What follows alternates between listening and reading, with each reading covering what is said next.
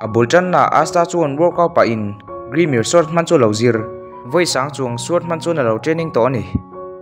a chol zeu pa chuan moguro live jui chu han in pa potential pe thei tu tur ni wang ani a in zo nuin a Grimir don chu lo oi thei lo ni ber mai Grimir chu han chul no no pa hian a lom zia te chu soinon pa mol mol he thil wang hian ka thei top pa chu tur ni ti pa in a suat nen chuan thil saka chu han sat le pop pop asta body that to zia te po kan hmu theyang tiang kho pa chan na chan pakhata chuan magic night entrance examination an nei don wang ani chu ti lai ni no po in thei topin lo training ve mek a win magic man thiam le zual chu lo zir yona chu training rim to ema wang chuan chol si mei tum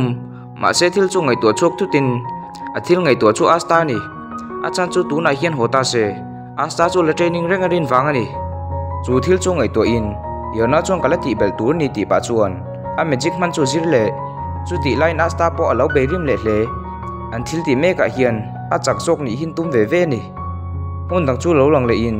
father le sister chuan Grimir Tower Master draw chuan va bia chu ti asta an magic night entrance examination nei ve tur chu an va so chiang ani a chan chu asta hi magic anei lo tian she chin em wang ani master draw chuan lo chang in asta chuan entrance exam chu nei ve tur thu le Grimir po don ve tho tu chuan lo chang chu ta father bok chuan yona chu ka sha thiam mani in vong le magic chak tak nei ni a ma se asta ro hi chu ka reng thei chung lo ani ba ka thei nei nei ve shim shim ya han ti le master chuan ka soi to ang khan asta po hin Grimir dong ve a chu wang chuan ne tel ve thei ni ti pa hian fiam thu in father chu asta om lo chu ni kho har do ni mo han ti pa zeu sister point chu thil chu dikem alo ti father chuan dik lo thu chuan lo chang father chuan soi chun zom le in ni e naw se nen ni atanga ka choi sei len ten ni a ka ngai ve bok ang chu han ti pa father bok chuan asta hi example ni se a felanga arilunat ka hlo wang ni a han ti pa sister lily point ka she tim pui che lom lo ti ve le ngal soi chun zomin ma se tu na chuan naw pang ni to lowa pui tling an ni ve to a an du du an ti theilom a han ti ve le chu ta master drop point sister thil soi chu adika ti viau thu chuan lo thlop hle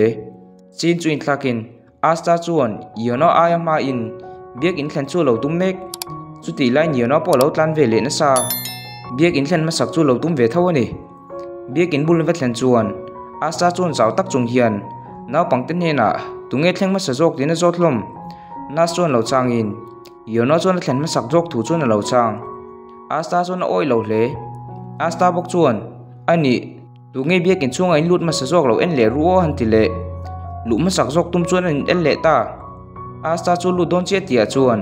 yono an magic mang chuan a the leng dor asta chu thin rim le to hle chu tiang thil me me en boi pui awang chuan na pang te chuan asta le yona te chu na pang chen ti hle a tuk lam chu ni le ta angai te ang bokin asta chu lo training le mek to chu ti lai na su asta bula chu na lo kal a thil ti mek chu a she chen lo chu zot asta chuan a she chen le thu chu na lo chang nas bok chuan ka zot mai mai chenga tiang thiling e tinge ti du kher magic point nei ve si lowa magic night entrance a chu ni tin ring mo tin zot asta chuan thileng kim chu a thei lo om lo thu le tumna om pho chuan a thei tur chu chu na lo chang asta bok chuan min en la Grimir ka nei to a thei top kan chu le anga ka thei em mang han ti pa chu ta nas chuan i thei lo wang tap chung chu na han ti a chan chu ke ni chu kan re theya fasha mai kan ni a engma kan ni don chung lo han ti pa chu tiang na san han soi chu asta ngai dan chu lo ni lo na sa mi bei dong ngai lo ti taka nas chu a thil soi wang chuan asta chuan zi le shap jok zan lam chun le ta father te chuan asta le yona te thla nan ti in ei tur tam tak chuan lo bo sei saklom na pang te chuan lo lom hle asta chuan phur fasang hian father ni na chuan ei tur tam no tuk min thla na na min siam saka wang hian kalome a han tingal father chuan ngai om dewa lo changin he tiang thil kan ti na chan chu nang ma wang chaw ni le nem dik tak chuan nang chu i fel kan ring thawa yono zoki kalbo tak tak chuan ti in kan siam saka ni a han ti pa asta chuan father ne na katling ve don na lom ti na han chang ve le ngal father bok chuan asta chu magic po nei ve si lo wang chuan lo tla po ni se aril ru chu tinal tuk lo tur chuan han silpa chu tia father an an ti chu asta chu thin rim hle a thei ve tho tu chuan lo chang hal Wizard King alin ni tur chu an soi panga sap sap bok atuk lam chu ni le to in Asta le Yona te kal liam tur chun thla hlom nas chon Asta ni na e tili ti thein ni chuan inung ka lo zui venga the top ka lo chu ve chinang han ti pa chu tianga phurna han nei ve chan chu Asta chu lo lom hle min Andoni han ti ve le an kal hun to wang chuan Yona chong kal to ila ti pa chuan an kal chanta an kal na tur hi Royal Capital ani an kal liam nu in sister chuan chu tian kal liam mei tur chu au oi theilo in a chuang hle an nun hui chu ngai to chuak orphana tho tira ani Asta le Yona te pon la nau pang em a chu ti lai po chuan Asta hi energetic de ulani thawa sister a han mu chuan a lo lom thiam hle chu tiang thil te an ngai tu a tuna magic night entrance exam an nei tur chu a lo hlimin a chuang hlom hle Asta le Yona te chu lo rong le in Asta chun Yona hena capital chu engangin nge au mirin tin zot magic night kan ni tur hi koi theilo han ti pa Yona chun magic night ni tur chuan an exam ngai phot thu le an tlina ngai phot thu chun lo chang Asta bok chun engpo ni se ama ang thau khan tu nge thleng ma zok ti la han ti le ti chun Asta chu tlan le vak vak Yona chun la chia she in tlan vak vak ma la kan thlen hun tur choi nang reng han ti le ma sen LCM awang chuan Yona po chu Asta phatu chuan han tlan ve le na sa an tlan vak vak nu chuan chau de ni tur ani an phani chuan an chun hok Royal Capital omna chu hlanga niang an kalpa te chuan achangin ru asura achangin thliat le achangin an ria na te chuan ramnung an tam the em bok voi kha chu Asta chuan sanghal chu sa hlum hlo an pani chuan sa chu ro in an eya twin ti hle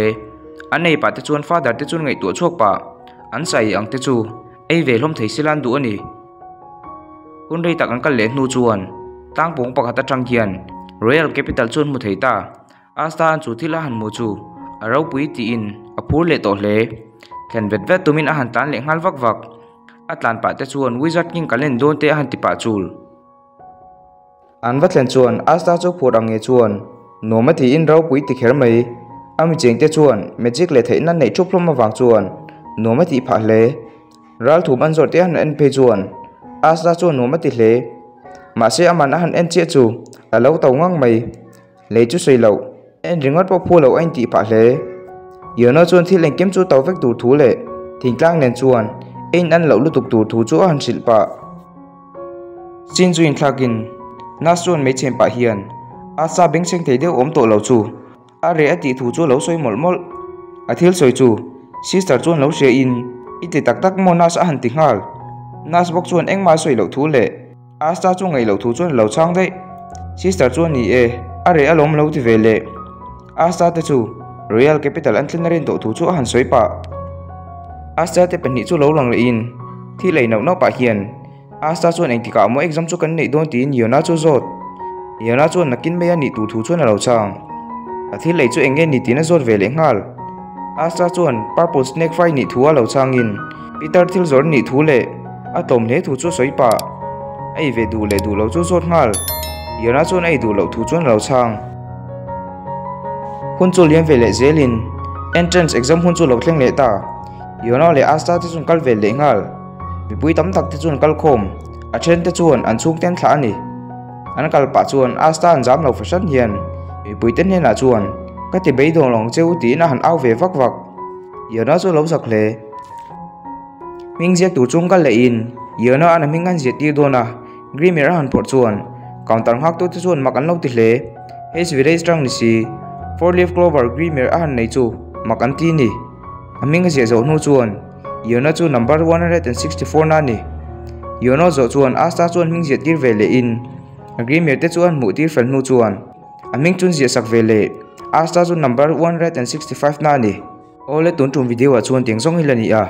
ko in like subscribe le comment share kha min lo ti sak ve le ula video dot le kan ni mole vek don nia